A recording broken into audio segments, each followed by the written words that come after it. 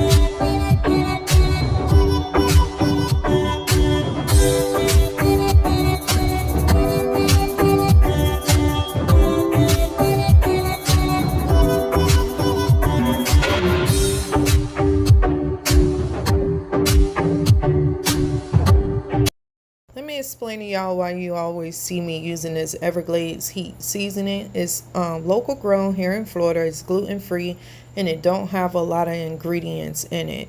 It's still good. It's still, not too salty, and it's not too spicy. So I like to use it. Same with this Italian seasoning.